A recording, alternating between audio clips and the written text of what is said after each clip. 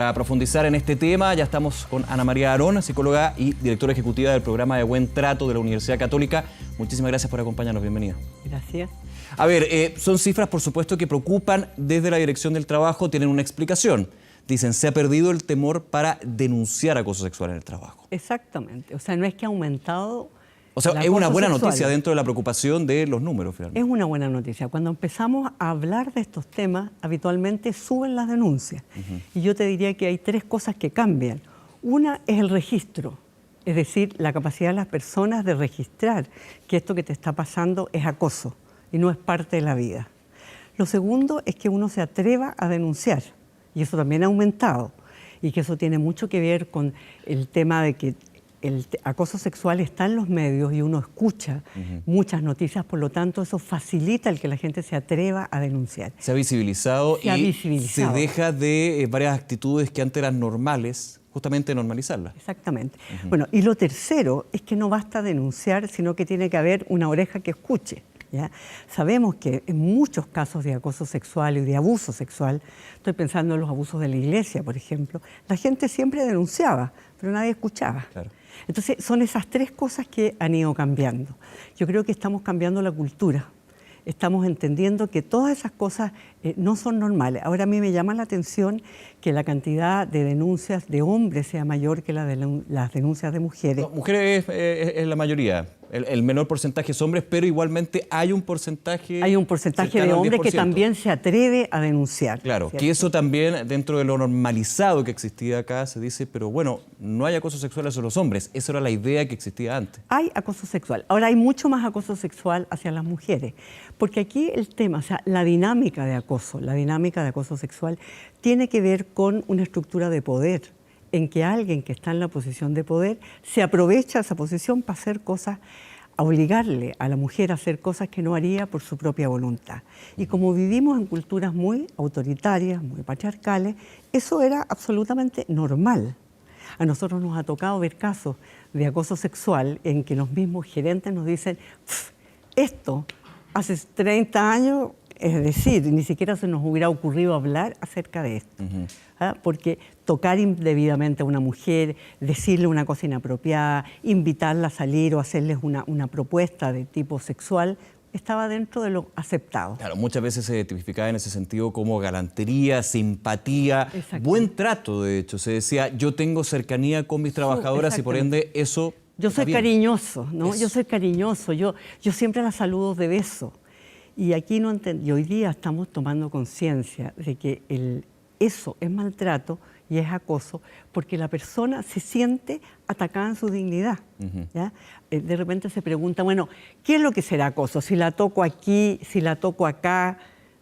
No se trata de dónde la toco, sino que si a esa persona le molesta ese toque. Porque esto no significa que nosotros en la empresa o en las relaciones laborales no podamos abrazarnos, tocarnos. Que seamos unos robots, digamos. No, pero la pregunta es, ¿al otro le incomoda lo que yo estoy haciendo? Yo en ese sentido siempre he escuchado, y creo que es una buena guía, porque muchas veces los hombres como que perdemos un poquito, no, pero esto no puede ser, esto es muy exagerado. Cuando se habla de esta regla del consentimiento, la confianza y el conocimiento. Exacto. Estas tres C que son claves para, de alguna manera, aplicarlas en la vida normal, pero también en lo que es el trabajo, porque el trabajo justamente tiene esta asimetría de poder entre los jefes y los subordinados. Y los subordinados. Me parece súper interesante esto que tú dices, porque yo creo que esa es la pregunta que uno siempre debería hacerse. Y además pensar si esto me lo hicieran a mí. Porque habitualmente a los hombres uno no le anda diciendo, oye, ¿qué anda? Y bueno, hoy día, ¿por qué se lo podemos decir a una mujer? ¿Ya?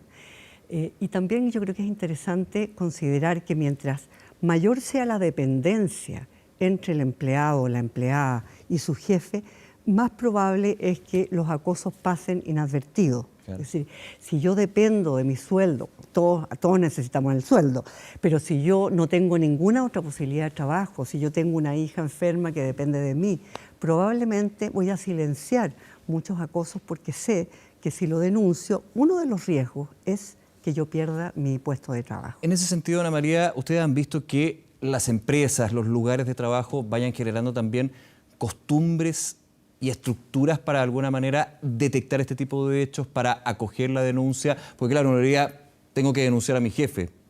Pero ¿Cómo si es lo mi hago? jefe el que tendría que denunciarlo, entonces obviamente ahí Justamente. no se puede. Fíjate que cada vez más las empresas, especialmente las empresas estatales, ¿ya?, están teniendo códigos de buenas prácticas. Y más importante que eso, porque a veces el código de buenas prácticas queda ahí, ¿ya?, queda escrito, es canales de denuncia. ¿Ya? Canales de denuncia que no tenga que ver con la misma autoridad que probablemente me está abusando.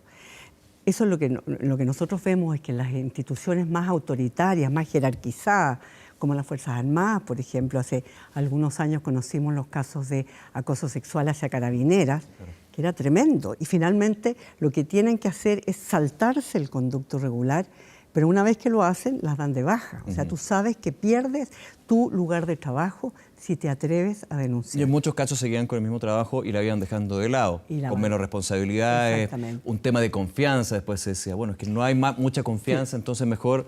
Fíjate, Nicolás, que hoy día yo creo que muchas empresas están tan preocupadas por el tema que están haciendo seminarios sobre el tema de acoso sexual, porque quienes están a cargo de la empresa tampoco entienden. Bueno, hay casos extremos, como el que hemos visto en las noticias hace algunos días, pero esos casos son casos excepcionales. Pero lo habitual son acosos sexuales que hagan sufrir mucho a las personas, pero que no sean tan espectaculares y que la gente no sabe qué hacer. Vuelvo al punto que usted comentaba, Ana María, que creo que es bien relevante, los niveles de acoso sexual, porque muchos dicen, bueno, un acoso sexual es cuando, por ejemplo, hay una violación, el caso más extremo. Pero ese no es el único tipo. No, eso es una violación. El acoso sexual se describe como cuando la persona le hace una propuesta de tipo sexual a un empleado que no puede rechazar porque siente que si no va a perder su puesto. O sea, es inadecuado que un jefe invite a salir o le haga un... Ahora, alguien diría, bueno, ¿y qué pasa si se enamora? ¿Qué pasa si hay consentimiento? Bueno, si hay consentimiento es otra cosa, pero siempre hay que mirarlo, humanas, pero hay que mirarlo con mucho cuidado, ¿te fijas? Con mucho cuidado, porque el consentimiento supone libertad para decir que no. Y cuando tú no tienes libertad para decir que no, eso no ocurre, ¿te fijas? Claro, hay muchas prácticas que desgraciadamente uno escucha también en distintos lugares de trabajo que están dentro de lo leve, como se dice en algún minuto, pero que se van haciendo reiterativas, que se van normalizando y de hecho son las mismas afectadas y también en algunos casos afectados quienes cuando conversan con alguien con una mirada un poco más crítica, más objetiva, le dicen, oye, pero ¿cómo dejas que te haga eso? No, pero ha sido siempre así. Y ahí se dan cuenta de que han estado ante un acoso sexual. Por eso hay todo un trabajo de concientización o de visibilización de esto, en que la gente, por eso es que han aumentado las denuncias, porque cuando tú escuchas otros casos dices, va, a mí me pasa lo mismo. O sea, muchas mujeres sienten o tienden a pensar que es un tema de ellas, es que yo soy media complicada y a mí no me gusta y a mí me parece, cuando ven otros casos se dan cuenta que no. Pues, que ese también es siempre el primer gran indicio. Es que es el primer gran cuando indicio. Sienten de que no es culpa de ellas. O sea, perdón, que es culpa de ellas, no culpa del victimario. Y que no es culpa, exactamente. No. Es bien curioso porque la dinámica del acoso sexual es la misma del abuso sexual. Y nosotros lo vemos en víctimas de abuso sexual, que las víctimas, que es obvio que son víctimas, que han sido, pero víctimas por donde las mire, dicen, ¿no será que yo estoy exagerando? Estoy hablando mujeres grandes, sobrevivientes de abuso sexual cuando han sido chicas. ¿No será yo que soy la exagerada? ¿No seré yo la que soy mal pensada? ¿Hay también hay un efecto del cambio generacional? Exactamente, exactamente. O sea, yo creo que los chiquillos de hoy día, ya la gente joven de hoy día, está mucho más abierta a registrar y tienen súper claro dónde está el límite. Nosotros, ¿cierto? Yo, que soy mucho más mayor que tú, fui educada en esto de que uno tenía que quedarse callado. Y de hecho, estas nuevas generaciones van empoderando también a aquellas que durante muchos años vivieron esto. Por supuesto, te fijas, son las que llevan la bandera. Cosas como las que han pasado aquí en la Universidad Católica, por ejemplo, que era impensable, ¿no? Que las feministas se tomaran la Universidad Católica. O sea, hace 30 años eso no habría ocurrido.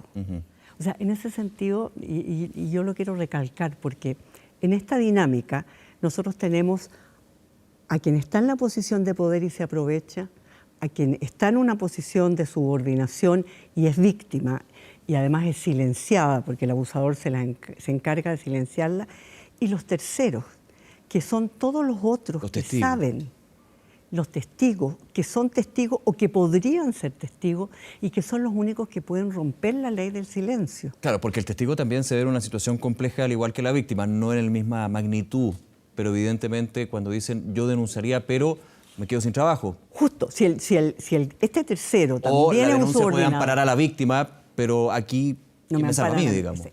Pero dentro de estos terceros, por ejemplo, los medios de comunicación social han cumplido un rol importantísimo, ¿ya? De hecho, cada vez que sale un anuncio o un reportaje sobre este tipo de problemas, aumentan las denuncias. Porque la gente se siente representada y de alguna manera tú el mensaje que estás mandando es: esto no es correcto, esto no puede pasar. Hablamos de la posición de poder, pero también el acoso sexual se da entre pares muchas veces. Obviamente con un poder que es distinto, desgraciadamente en distintos y en la mayoría de los ámbitos laborales en Chile, el hombre tiene una superioridad frente a la mujer, aunque cumpla la misma función, aunque haga los mismos trabajos. Por ejemplo, una superioridad en términos del sueldo. Ahí también entre pares puede haber una relación de ese tipo. Claro, pero en el minuto en que el otro es capaz de acosar, dejan de ser pares. Quiere decir que hay uno que siente que tiene más poder sobre el otro. Todavía vivimos en una cultura muy machista, en que el ser hombre te pone en una posición de poder frente a la mujer, aunque tú no te des cuenta, ¿ya? Y también esta costumbre que tiene que ver también con nuestra cultura de echarle la culpa a la víctima, ¿ya? O sea, de pensar que si hay una situación en que de alguna manera el hombre hizo algo indebido es porque la mujer se lo permitió. Entonces, hay campañas muy bonitas que ojalá las tuviéramos aquí, las pudiéramos traer en Chile. O sea, cuando uno dice no, es no. Y si tú estás en una relación con un hombre y estás en la casa y estás en la cama y de repente decides que no, eso es no. Piensa tú que judicialmente antes decían, no, pero si se fue al departamento con él, si se metió a la cama con él, ¿qué es esto que se arrepienta en la mitad? Es una manera de pensar muy machista. Ana María, en este tema siempre uno dice las instituciones tienen que estar coordinadas, sincronizadas, y siempre pasa que desde la denuncia puede pasar un tema judicial. Y más que la institución judicial es la ley. Han habido cambios, de hecho hay varios proyectos que van justamente a actualizar algo que siempre debería haber sido así. Pero ok, actualizarlo y darle finalmente una protección a aquellas mujeres que son acosadas sexualmente en el trabajo, también obviamente en cualquier estamento. ¿Las instituciones están de alguna manera, cree usted, coordinándose, entendiendo de que tiene que haber una sinergia partiendo desde esa capacitación contra abusos, acoso sexual en la empresa, también el Poder Judicial, la Fiscalía, entre otros, por ejemplo, la universidad también? Cada vez más. Todavía es insuficiente, pero cada vez más. Ahora, yo creo que nosotros no deberíamos esperar que estos casos se resolvieran judicialmente. Ojalá se resolvieran laboralmente, ¿me entiende? Es decir, que la cultura laboral de una empresa entendiera que tienen que tener formas de abordar ese tipo de problemas. Recurrir a la justicia siempre es lento, siempre es largo. La justicia, los tribunales están atiborrados de otros casos que por supuesto son más urgentes y más importantes, del señor que le dijo una cosa indebida a una empleada. ¿Me entiendes? En la jerarquía de delitos y de faltas no siempre se le da el peso que debiera tener. Pero a mí me parece que son las empresas, las instituciones, las universidades. Las universidades se lo están tomando muy a pecho en este momento. Yo te diría que los colegios también. O sea, todos los lugares, y para qué vamos a decir la iglesia, ¿ya? Que yo creo que es el lugar que nos ha servido como de emblema de lo que no debe hacerse. ¿Ya? Está tomando... durante muchos años totalmente bajo el tapete. Exactamente. Durante muchos años hubo gente que se dio cuenta que estaba siendo abusada, que denunció y que no fue escuchada. Ana María, nuevamente, muchísimas gracias por conversar con nosotros esta tarde. Gracias, porque creo que aquí le estamos ayudando a la gente. Esa es la idea. Muchísimas gracias, que esté muy bien.